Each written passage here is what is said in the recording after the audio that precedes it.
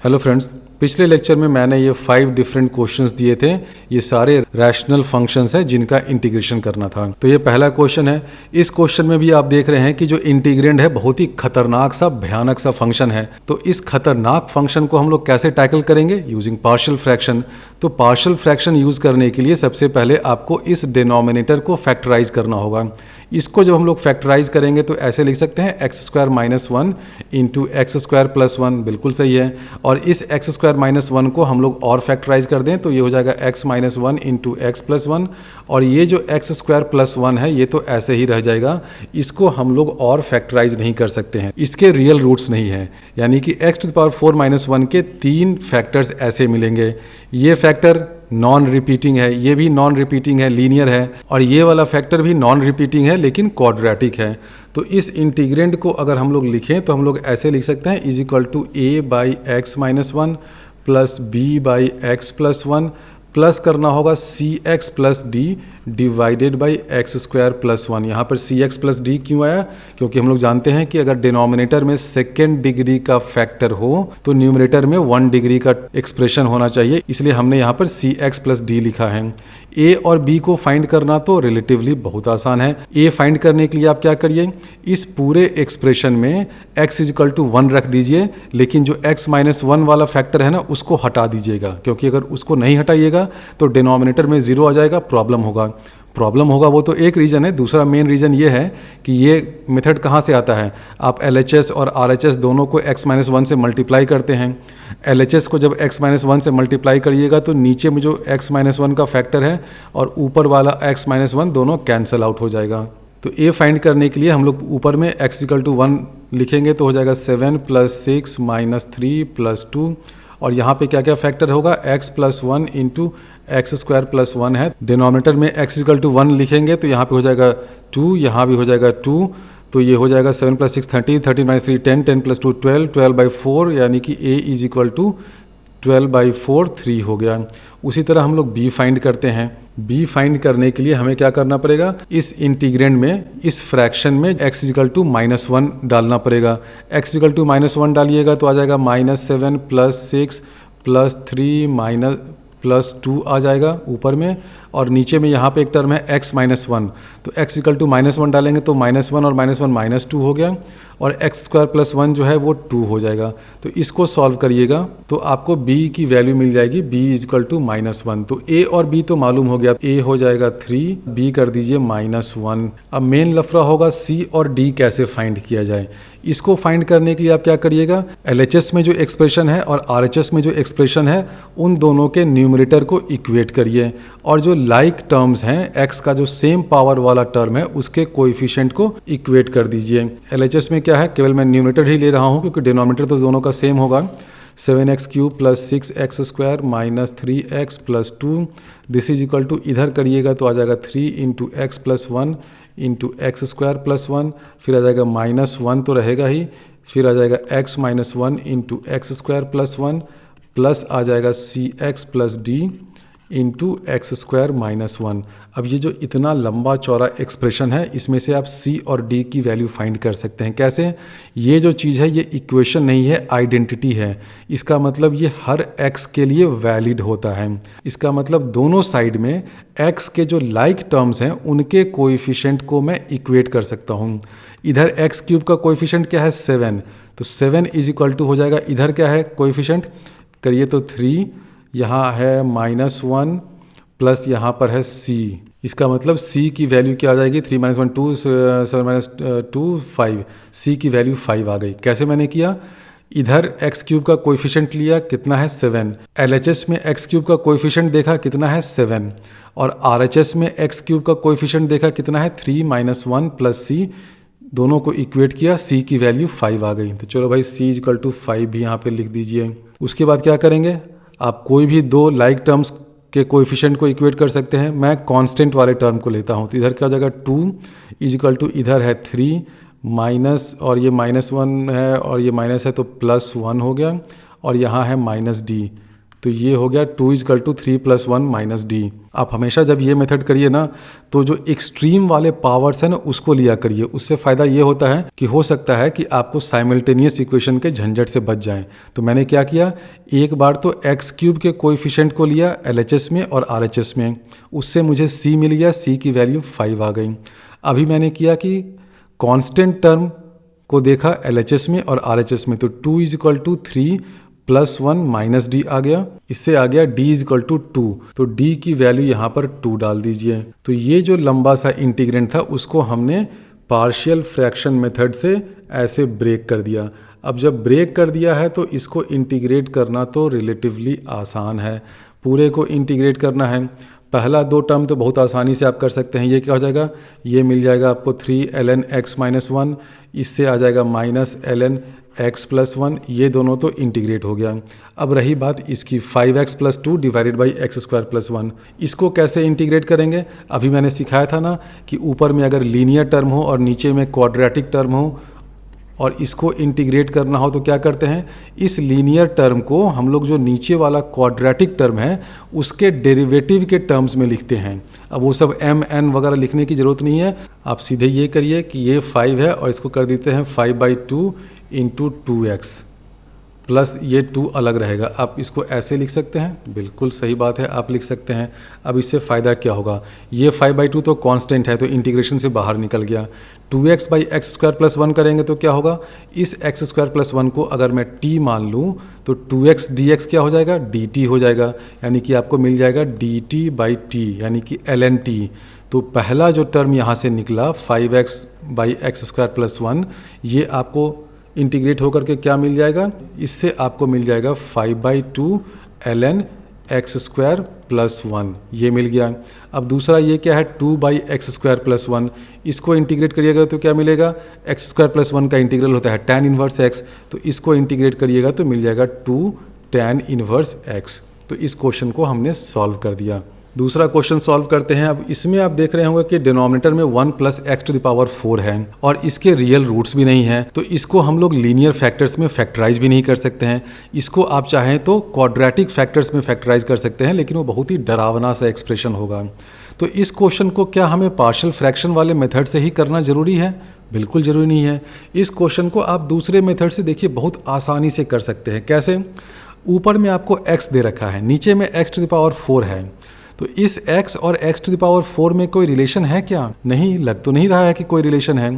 लेकिन इस x⁴ को अगर मैं लिख दूं x² अब इस x² और x में तो रिलेशन है, x² का डेरिवेटिव होता है 2x, यानी कि इस x⁴ को आप x² कर दीजिए और x² को t मान लीजिए, तो देखिए सारा काम हो जाएगा। बिल्कुल सही बात है, 1 + x² आ गया, ऊपर में x हो गया। x² को अगर हम लोग t माने तो 2x dx क्या हो जाएगा, ये dt हो गया, यानी कि 2x dx जो है यहाँ पर 1/2 कर दीजिए, तो ये हो जाएगा 1/2, 2x dx हो जाएगा dt, नीचे में आ गया 1 + t², यानी कि this is equal to tan 1t, ये हाफ तो बाहर रहेगा ही, और t क्या है, x², यानी कि आंसर हो गया हाफ tan 1x²। यानी कि हर क्वेश्चन में आपको आंख मूंद करके पार्शियल फ्रैक्शन के भरोसे नहीं बैठना है। तीसरा प्रॉब्लम है, ये बहुत ही अच्छा प्रॉब्लम है, ये प्रीवियस ईयर जेईई एडवांस का प्रॉब्लम है, आई थिंक 99 या 96 कभी पूछा गया था। अब इसमें भी देखिए डिनोमिनेटर में क्या है, x² + 1 का होल स्क्वायर है, यानी कि फैक्टराइज कर रखा है, लेकिन ये रिपीट फैक्टर है और x + 1 तो है। तो अगर इसको आप अभी पार्शियल फ्रैक्शन लगाइएगा तो इस x² + 1 के करस्पॉन्डिंग कैसा फ्रैक्शन मिलेगा, एक तो आपको मिल जाएगा bx + c/x² + 1 मिलेगा, प्लस दूसरा मिलेगा आपको dx + e / x² + 1 whole square मिलेगा, और ये जो x + 1 है वो तो बेचारा सीधा साधा है, रिपीट नहीं हो रहा है, तो हो जाएगा a/x + 1। इस a को तो फाइंड करना बहुत आसान है, आप वही मेथड से फाइंड कर सकते हैं कि x = -1 पूरे इंटीग्रेंड में डाल दीजिए, इसके अलावा तो आपको a की वैल्यू मिल जाएगी। लेकिन ये जो b c d e है ना, 4 अननोन्स हैं, तो आपको 4 अननोन्स के लिए 4 इक्वेशन मिल जाएंगे, बहुत लंबा हो जाएगा। तो डायरेक्टली आप इसको पार्शियल फ्रैक्शन मेथड से अभी अटैक मत करिए, आप ये देखिए कि जो न्यूमरेटर है और जो डिनोमिनेटर है उन दोनों को मैं कुछ मैनिपुलेट करके इस इंटीग्रेंड को सिंप्लीफाई कर सकता हूँ क्या। मैं पूछ रहा हूँ कि जो ये इंटीग्रेंड इतना लंबा चौड़ा है इसको अगर मैं कुछ करूँ जिससे कि ये थोड़ा सिंप्लीफाई हो जाए, क्या कर सकता हूँ। आप यहाँ पर ये देखिए एक्स क्यूब प्लस 3x है प्लस 2 है, 3 2, इससे आपको माइंड में स्ट्राइक करना चाहिए कि अच्छा प्लस 3x प्लस 2 है तो क्यों ना मैं x cube plus 3x plus 2 है इसको ऐसे लिख दूं x प्लस 2x प्लस 2। अब आप कहेंगे कि इससे क्या फ़ायदा आपको मिलने वाला है। फ़ायदा देखिए क्या मिलेगा। न्यूमरेटर को मैंने ऐसे लिख दिया है तो 2x प्लस 2 में 2 इंटू एक्स प्लस 1 और एक्स क्यूब प्लस एक्स में x कॉमन है तो इसको मैं ऐसे लिख सकता हूँ x into x square plus 1। तो अब न्यूमरेटर ऐसा हो जाएगा। ऐसा होने से फ़ायदा ये हुआ कि जब न्यूमरेटर को हम लोग डिनोमिनेटर से डिवाइड करेंगे तो एक एक फैक्टर कैंसल आउट हो जाएगा। तो इस क्वेश्चन को सिंप्लीफाई करने का ये तरीका है कि न्यूमरेटर को आप मैनिपुलेट करके ऐसे लिखिए। तो ये लिखने के बाद देखिए क्या हो जाएगा, ये हो जाएगा x into x square plus 1 प्लस 2 into x plus 1 divided by नीचे में आ जाएगा x square plus 1 whole square into x plus 1। तो इस पूरे इंटीग्रेंड में दो टर्म है, पहले में आ जाएगा x by x square plus 1 into x plus 1 plus दूसरे में हो जाएगा 2 by 1 by x square plus 1 whole square d x, यहाँ भी डी एक्स कर दीजिए। तो इस इंटीग्रल को हमने दो पार्ट में ब्रेक कर दिया है। अब बारी बारी से दोनों पार्ट को हम लोग सॉल्व करते हैं। इसको जब सॉल्व करने जाएंगे तो इसमें आपको पार्शियल फ्रैक्शन मेथड लगाना पड़ेगा। अब इसमें पार्शियल फ्रैक्शन लगाना रिलेटिवली आसान है क्योंकि एक्स स्क्वायर प्लस 1 में टू दी पावर 1 है, पहले क्या था टू दी पावर 2 था। तो अब इसको जो हम लोग सॉल्व करेंगे तो ये रिलेटिवली आसान है। दूसरा रहा ये वाला चीज़, इसको हम लोग दूसरे सब्स्टिट्यूशन से करेंगे। आप देख रहे हैं कि 1 प्लस एक्स स्क्वायर है, तो ये मैंने पहले भी बताया था कि सब्स्टिट्यूशन मेथड में कि जहाँ भी आपको ए स्क्वायर प्लस एक्स स्क्वायर इस तरह का कुछ दिख जाए ना तो आप x equal to a tan theta कर दीजिए, लाइफ आसान हो जाएगी। तो यहाँ पर भी आप x equal to tan theta substitute करिए सेकेंड वाले में, तो आप इस इंटीग्रल को आसानी से फाइंड कर सकते हैं। तो पहले हम लोग फर्स्ट इंटीग्रल इसको सॉल्व करते हैं। इसके लिए पहले हमें पार्शियल फ्रैक्शन में ब्रेक करना पड़ेगा। तो क्या हो जाएगा a by x plus 1 plus करना पड़ेगा b x plus c by x square plus 1। A find करने के लिए क्या करेंगे, इसमें x इक्वल टू -1 डालिए तो क्या हो जाएगा -1 बाई 1 प्लस 1 यानी कि 2 हो जाएगा, यानी कि a की वैल्यू आ गई -1 बाई 2। b और c फाइंड करने के लिए क्या करना पड़ेगा, LHS और RHS को इक्वेट करना पड़ेगा, लाइक टर्म्स जो होंगे उनके कोएफिशिएंट को मैच कराना पड़ेगा। तो इस मेथड को तो आप जानते ही हैं इसलिए मैं डिटेल में नहीं समझाऊंगा। b और c यहाँ पर फाइंड करिएगा उस मेथड से, तो उसकी वैल्यू आ जाएगी b और c दोनों हाफ हो जाएंगे। तो ये जो इंटीग्रेंड है ना पहले इंटीग्रल का, इसको अगर मैं पार्शियल फ्रैक्शन टर्म में लिखूं तो बहुत आसानी से मैं इसको ऐसे लिख सकता हूं, -half x plus 1 plus half x square plus 1 और ऊपर में आ जाएगा x प्लस 1। अब -half divided by x plus 1 क्या हो जाएगा, -हाफ ln x प्लस 1। तो ये तो इंटीग्रेट हो गया। उसी तरह यहाँ पर दूसरा टर्म देखिए, दूसरा टर्म क्या है, x by 2 x square plus 1। इसको हम लोग ऐसे लिख दें 1/4 2x कर देते हैं ऊपर में, नीचे में कर देते हैं एक्स स्क्वायर प्लस 1। तो जो ऊपर में 2x है वो इस एक्स स्क्वायर प्लस 1 का डेरिवेटिव है, तो ये क्या हो जाएगा 1/4 इंटीग्रल 2x dx है। तो एक्स स्क्वायर प्लस 1 को अगर आप t मानते हैं तो 2x dx क्या हो जाएगा dt बाई t, यानी कि ये हो जाएगा 1/4 ln x स्क्वायर प्लस 1। तो दूसरा टर्म भी इंटीग्रेट हो गया। कौन सा टर्म, ये वाला चीज़।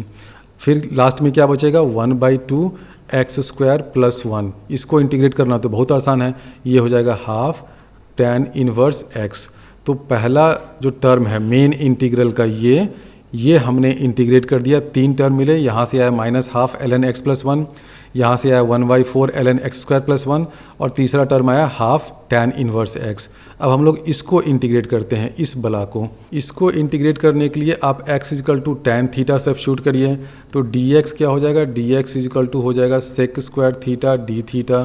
तो क्या हो जाएगा ऊपर में dx यानी कि आ गया sec square theta d theta नीचे में आ जाएगा 1 प्लस tan स्क्वायर थीटा होता है सेक स्क्वायर थीटा, फिर यहाँ आ जाएगा सेक टू द पावर 4 थीटा, और ये 2 रहेगा ही सब जगह, इसको मत भूलिएगा। तो ये सेक स्क्वायर थीटा ऊपर है, नीचे है सेक टू द पावर 4 थीटा, तो ये क्या हो जाएगा कॉस स्क्वायर थीटा। अच्छा ये 2 भी है तो 2 को अंदर ले लो ना, अब तो ये 2 का फ़ायदा होगा।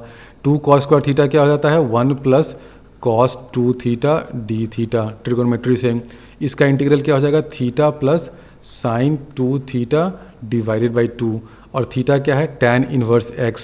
तो सेकेंड टर्म भी हमने इंटीग्रेट कर दिया, क्या हो जाएगा theta equal to tan inverse x, तो ये हो जाएगा tan inverse x plus sine theta into cos theta, और tan थीटा x है तो आप साइन थीटा कॉस थीटा तो बड़ी आसानी से फाइंड कर सकते हैं। अब फोर्थ क्वेश्चन को सॉल्व करते हैं। ये देखने से तो बिल्कुल नहीं लग रहा है कि ये पार्शियल फ्रैक्शन का क्वेश्चन होगा, लेकिन इस क्वेश्चन को भी आप पार्शियल फ्रैक्शन मेथड से सॉल्व कर सकते हैं। सबसे पहले तो आप ये करिए कि इसको थोड़ा सा हम लोग सिंप्लीफाई करके सुंदर सा बनाते हैं। e to the power x भी है, e to the power minus x भी है, तो दोनों रहने से क्या फ़ायदा है, ऊपर और नीचे दोनों को आप e to the power x से मल्टीप्लाई कर दीजिए। उससे क्या फ़ायदा होगा कि ये जो e to the power minus x वाला बला है ना, ये मुसीबत दूर हो जाएगी। तो हम लोग ऊपर नीचे e to the power x से मल्टीप्लाई करेंगे तो क्या हो जाएगा 4 e to the power 2x plus 6 divided by यहाँ हो जाएगा 9 e to the power 2x minus 4 dx। अब इसमें आगे क्या किया जाए, इसमें हम लोग कुछ सब्स्टिट्यूशन यूज़ करते हैं। क्या सब्स्टिट्यूशन यूज़ करें, general substitution e to the power x देखते ही बच्चों को लगता है कि क्यों ना हम लोग e to the power x को t मान लें। बिल्कुल सही बात है। इससे फिर क्या हो जाएगा e to the power x dx is equal to dt हो जाएगा, और यहाँ पर e to the power 2x है तो आपको t स्क्वायर मिल जाएगा, फिर यहाँ भी t स्क्वायर मिल जाएगा। dx को हम लोग dt बाई t लिख सकते हैं, तो यहाँ पे dt बाई t मिल जाएगा। आप ऐसे कर सकते हैं, लेकिन ऐसे करने से प्रॉब्लम क्या होगी, प्रॉब्लम तो नहीं लेंदी हो जाएगा कि आपको देखिए t स्क्वायर ऊपर में है और नीचे भी 9t स्क्वायर माइनस 4 है, तो जो पार्शियल फ्रैक्शन है ना उसमें क्वाड्रेटिक वगैरह फैक्टर आएगा। तो ये मेथड उतना अच्छा नहीं है, लेकिन यहीं से आपको आइडिया लग रहा होगा कि आपने e to the power x को t क्यों माना, आप सीधे e to the power 2x को t मानिए। बिल्कुल सही बात है, और मैं वही करता हूँ। उससे देखिए क्या फ़ायदा होगा, e to the power 2x को अगर आप t मानिएगा तो ये हो जाएगा 2 e to the power 2x dx this is equal to dt, यानी कि dx को हम लोग लिख सकते हैं dx is equal to dt by 2t। ये हो गया ना, ये देखिए dx is equal to dt by 2t, और ये सब क्या हो जाएगा 4t प्लस 6, और ये हो जाएगा 9t माइनस 4। तो ये सब लिखिएगा तो देखिए क्या होगा आगे, 1/2 तो बाहर रहेगा ही, ऊपर में हो जाएगा 4t प्लस 6 डिवाइडेड बाई यहाँ आ जाएगा 9t माइनस 4, dx क्या हो जाएगा dt बाई t। ये हाफ तो हमने पहले ही बाहर ले लिया है। तो अब देखिए ये कितना सिंपल सा ये इंटीग्रेंड हो गया। इसको हम लोग पार्शियल फ्रैक्शन मेथड से आराम से ब्रेक कर सकते हैं।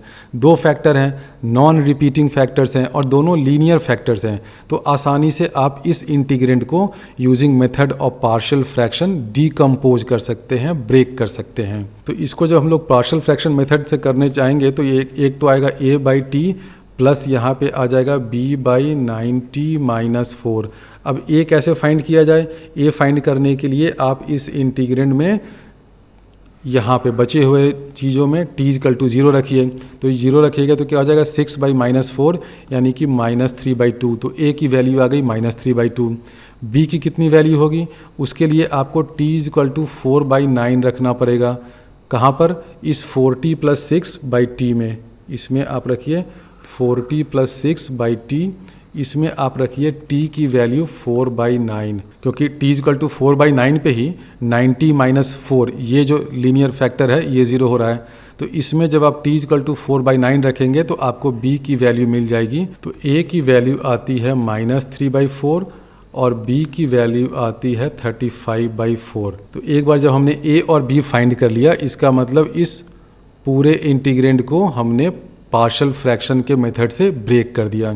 तो a और b की वैल्यू इसमें पुट करिए तो इंटीग्रल क्या हो जाएगा, इसको इंटीग्रेट करिएगा तो ये हो जाएगा माइनस 3/4 ln t, प्लस इसको करिएगा तो ये हो जाएगा 35/4, और यहाँ पे ये 9 वाला फैक्टर है तो ये बाहर आएगा तो हो जाएगा 36 ln हो जाएगा 9t माइनस 4। और t की वैल्यू क्या है, t की वैल्यू इसमें e to the power 2x डाल दीजिए, क्वेश्चन सॉल्व हो गया। तो t की वैल्यू अगर e to the power 2x आप इस वाले टर्म में रखिएगा तो देखिए ln e to the power 2x है, तो ये बेसिकली क्या हो जाएगा 2x हो जाएगा। तो पहला टर्म तो सिंप्लीफाई होकर के हो जाएगा माइनस 3/4 इंटू 2x, यानी कि हो जाएगा माइनस 3/2 इंटू x, प्लस दूसरा टर्म रहेगा 35/36 into ln 9 e to the power 2x minus 4। तो ये इस क्वेश्चन का आंसर हो गया। अब ये प्रीवियस ईयर जेईई में पूछा गया था और आईआईटी में जिस तरह से ये क्वेश्चन पूछा गया था वो ये क्वेश्चन रिलेटिवली आसान था। मैंने तो जानबूझ करके इस क्वेश्चन को घुमा करके पूछा है तो ये टफ हो गया है। जेईई 1990 में प्रॉब्लम पूछा गया था। इंटीग्रल का आपको फॉर्म दे रखा था ax plus B this thing plus C, और आपसे पूछा था कि determine a b and c। c तो क्या हो जाएगा, कोई भी रियल नंबर हो सकता है क्योंकि c क्या है, कांस्टेंट ऑफ इंटीग्रेशन है। a और b फाइंड करना है। तो इस क्वेश्चन को आप दो मेथड से फाइंड कर सकते हैं। एक तो लंबा वाला मेथड जिससे मैंने अभी किया, क्योंकि इसी क्वेश्चन को मैंने घुमा करके पूछा कि इसको इंटीग्रेट करो। अगर आपको ये मालूम होता कि ये इंटीग्रल का फॉर्म है तो आपको उतना लंबा पार्शियल फ्रैक्शन वगैरह में ब्रेक करने की कोई ज़रूरत नहीं थी। लेकिन फिर भी मैंने उस मेथड से भी फाइंड किया। क्या फाइंड किया था कि ये -3/2x प्लस आ जाता था यहाँ पे 35/36 ln ये आता था 9 e to the power 2x minus 4, यानी कि a की वैल्यू क्या आ गई, a की वैल्यू हो गई -3/2, b की वैल्यू हो गई 35/36। तो आप उस लंबे वाले मेथड से भी कर सकते हैं।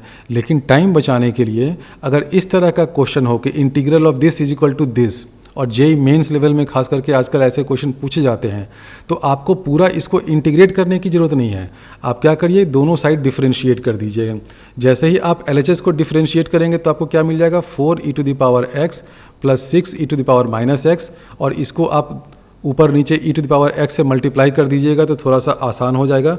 तो मल्टीप्लाई कर ही देते हैं ना, माइनस का झंझट ही खत्म हो जाएगा। तो ये हो जाएगा 4 e to the power 2x plus 6 divided by ये हो जाएगा 9 e to the power 2x minus 4। यह कहाँ से आया, हमने इसको डिफरेंशिएट किया। डिफरेंशिएट करेंगे तो ये इंटीग्रल हट जाएगा, क्योंकि डेरिवेटिव लेना क्या होता है, इंटीग्रेट करने का रिवर्स प्रोसेस है। आप ऐसा भी देखिए ना, ये मान लीजिए कि ये है fx dx है, इंटीग्रल fx dx मान लीजिए कि कैपिटल fx है, ठीक है। तो आप दोनों साइड डिफरेंशिएट करते हैं तो ये क्या हो जाएगा, f प्राइम x हो जाएगा। और हम लोग जानते हैं कि ये कैपिटल fx का मतलब क्या है कि f prime x this is equal to fx होता ही है। तो आपने क्या किया कि ये जो इंटीग्रल fx dx है इसको आपने डिफरेंशिएट किया, तो डिफरेंशिएट करते ही ये इंटीग्रेंड बाहर निकल जाएगा। और इधर डिफरेंशिएट करिएगा RHS में तो क्या मिलेगा, ax है तो a मिल जाएगा प्लस b क्या हो जाएगा, ln समथिंग है तो ln का डिफरेंशियल क्या होता है, 9 e to the power 2x minus 4 हो गया। ऊपर में क्या हो जाएगा, 9 into 2 e to the power 2x रहेगा। अब आप क्या करिए, दोनों साइड में न्यूमरेटर को इक्वेट कर दीजिए, लाइक टर्म्स के पावर को मैच करिए, वो सब करिएगा तो a और b की वैल्यू आपको एग्जैक्टली वही मिल जाएगी जो हमने पिछले मेथड में किया। तो अगर आपको क्वेश्चन में ऐसा कुछ दे रखा हो कि integral this is equal to this function और उस फंक्शन में a b c कुछ फाइंड करने को पूछा जाए, तो आप पूरा इसको इंटीग्रेट मत करिए, वो थोड़ा लंबा हो जाता है। आप सीधे सीधे ये कर सकते हैं कि इधर वाले को डिफरेंशिएट कर दिया और इधर वाले को भी डिफरेंशिएट किया, दोनों को इक्वेट कर दिया। जनरली डिफरेंशिएट करके फाइंड करना आसान होता है, लेकिन कुछ क्वेश्चंस होते हैं जिनको अगर आप इंटीग्रेट कर दें तो वो ज़्यादा आसान है। तो उस केस में आप इंटीग्रेट कर दीजिए और उस इंटीग्रल को मैच कर दीजिए टर्म बाय टर्म, तो आपको a b c की वैल्यू मिल जाएगी। इस सीरीज़ का ये लास्ट प्रॉब्लम है। इसमें भी जो इंटीग्रेंड है बहुत ही खूंखार सा दिख रहा है, पता नहीं चल रहा है कि इसमें पार्शियल फ्रैक्शन यूज़ होगा कि क्या यूज़ होगा। सबसे पहले देखिए कि नीचे x e to the power x है और ऊपर में x प्लस 1 है। तो जब भी आपको x e to the power x और x प्लस 1 वगैरह कुछ दिख रहा है तो आपको थोड़ा सा तो आपको अब हिट एंड ट्रायल करना पड़ेगा, क्योंकि देखिए पूरा जो इंडेफिनिट इंटीग्रेशन है ना उसमें कुछ तो मेथड होता है, लेकिन बहुत कुछ जो होता है वो लक पे डिपेंड करता है कि आपने कौन सा सब्स्टिट्यूशन लिया कि वहाँ पर स्ट्राइक कर गया, आपने कौन सा ट्रांसफॉर्मेशन किया जो काम कर गया। क्योंकि देखिए इन जनरल इंटीग्रेशन डिफिकल्ट होता है, क्योंकि इंटीग्रेशन क्या है, डिफरेंशिएशन का उल्टा है, और डिफरेंशिएशन जो है बहुत ही आसान प्रोसेस है। तो जो प्रोसेस बहुत ही आसान हो उसका जो रिवर्स होता है ना वो डिफिकल्ट हो जाता है। डिफरेंशिएशन क्या है, d/dx निकालना बिल्कुल मैकेनिकल प्रोसेस है, बहुत ही आसान है। आप दुनिया का कोई भी फंक्शन दीजिए, मैं आपको 5 मिनट के अंदर उसको डिफरेंशिएट करके दे दूंगा। डिफरेंशिएशन बहुत ही आसान प्रोसेस है, तो इसका जो रिवर्स है, जो उल्टा है इंटीग्रेशन, ये उतना ही मुश्किल है। जो काम आसान होता है उसका रिवर्स जो है उतना ही मुश्किल होता है। पहाड़ पर से नीचे आना आसान है, लेकिन पहाड़ पर ऊपर चढ़ना बहुत मुश्किल है। आप दूध में पानी मिला दीजिए, बहुत आसान काम है, लेकिन दूध और पानी को अलग अलग करना बहुत मुश्किल काम है। वही चीज़ यहाँ पर भी होता है। डिफरेंशिएशन मैकेनिकल प्रोसेस है, डेरिवेटिव लेना बिल्कुल मैकेनिकल है, आप खटाखट कर सकते हैं। लेकिन वही आपको सिंपल फंक्शन भी दे दिया जाए ना कि लो बेटा इसको इंटीग्रेट करो, तो नानी याद आ जाती है। अब इसमें भी देखिए कि क्या किया जाए जिससे कुछ क्वेश्चन आसान हो जाए। तो एक हिट एंड ट्रायल से मुझे लग रहा है कि क्यों ना मैं x को t ले लूँ। अब आप कहेंगे कि ये सब सपना आपको कैसे आता है? ये सब सपना अपना नहीं है, मैं तो 50 बार बोल चुका हूँ ना, ये सब एक्सपीरियंस से आता है और कोई तरीका नहीं है।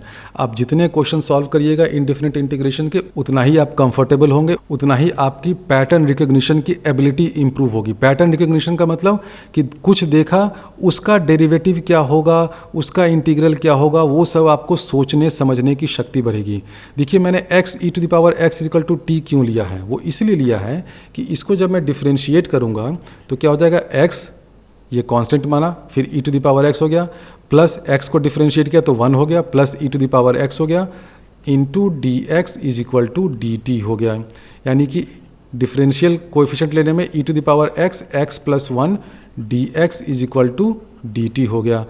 तो क्या मुझे न्यूमरेटर में ये चीज़ दे रखा है? आप कहेंगे कि नहीं दे रखा है, सिर्फ आपको x + 1 दे रखा है। मैं कहूँगा कि ठीक है, आप e⁻x ऊपर भी कर दीजिए, e⁻x नीचे भी कर दीजिए, और e⁻x नीचे में मल्टीप्लाई करेंगे तो एक x देखिए बेचारा अकेला बैठा हुआ है, ये x और e⁻x दोनों मिलकर के x e⁻x t बन जाएंगे, और अंदर में क्या है 1 + t होल स्क्वायर। तो देखिए कैसे खटाखट सब जिगसॉ पजल की तरह सेट होता जा रहा है। कैसे सेट हुआ?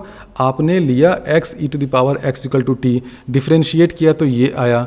आपने देखा कि x + 1 तो है लेकिन e⁻x नहीं है, e⁻x से ऊपर मल्टीप्लाई किया, नीचे भी किया, तो ये x e⁻x दोनों मिलकर के t बन जाएंगे। तो ये सब अगर आप तिक्रम करिएगा तो तिक्रम करने के बाद ये इंटीग्रल हो जाएगा x + 1 e⁻x dx करेंगे तो ऊपर में आ गया dt, नीचे आ जाएगा ये, नीचे में आ जाएगा 1 + t होल स्क्वायर, फिर आ जाएगा t। अब ये तो पार्शियल फ्रैक्शन वाले मेथड में आ गया ना, dt/1 + t whole square t। तो इसको आपको अब पार्शियल फ्रैक्शन मेथड से ब्रेक करना है। 1 + t जो है लीनियर फैक्टर है लेकिन रिपीट फैक्टर है, t जो है लीनियर फैक्टर है, सिंगल फैक्टर है। तो इसको हम लोग पार्शियल फ्रैक्शन मेथड से ब्रेक करते हैं। तो इसको ऐसे लिख दें, a/t प्लस ये हो जाएगा b/1 + t प्लस कर देते हैं c/1 + t होल स्क्वायर। अब a और c की वैल्यू तो आप डायरेक्ट शॉर्टकट वाले मेथड से फाइंड कर सकते हैं कि t = 0 रखा तो यहाँ पर क्या बच गया, 1 + 0 होल स्क्वायर यानी कि 1 स्क्वायर, यानी कि a की वैल्यू तो भाई 1 हो गई। c की वैल्यू फाइंड करने के लिए t = -1 रखा तो ये क्या हो जाएगा, t = -1 यानी कि c की वैल्यू -1 आ गई, यानी कि a की वैल्यू हो जाएगी 1, तो 1/t प्लस ये है b/1 + t माइनस यहाँ आ जाएगा 1/1 + t होल स्क्वायर। इतना तक तो डायरेक्टली आपने फाइंड कर लिया। अब b कैसे फाइंड किया जाए? बहुत सिंपल है, LHS और RHS को इक्वेट करिए, कोई भी एक लाइक टर्म्स के कोएफिशिएंट को मैच कर दीजिए, b की वैल्यू मिल जाएगी। और b की भी वैल्यू इस क्वेश्चन में आई थिंक -1 ही आती है। अब ये सब न्यूमेरिकल कैलकुलेशन आप कर लीजिएगा, होपफुली मैं जो कर रहा हूँ सही होगा, अगर गलत हो तो आप लोग सुधार कर लीजिएगा। अब मैंने क्या किया, इस एक्सप्रेशन को पार्शियल फ्रैक्शन में ब्रेक किया तो ये आ गया। अब इसको इंटीग्रेट करना तो बहुत आसान है, 1/t को करिएगा तो ln t मिल जाएगा। कर ही देता हूँ मैं, अब जब इतना तक कर दिया हूँ तो पूरे को इंटीग्रेट करिए dt, तो 1/t से आपको मिल गया ln t, माइनस इससे मिल जाएगा ln 1 + t। ये क्या है, -1 / 1 + t होल स्क्वायर, तो 1 + t to the power -2 है। इंटीग्रेट करेंगे तो ये -1 हो जाएगा और ये माइनस मिल करके प्लस हो जाएगा, तो यहाँ हो जाएगा +1/1 + t। तो ये इस क्वेश्चन का आंसर हो गया। और t क्या है इसमें, t है x e⁻x।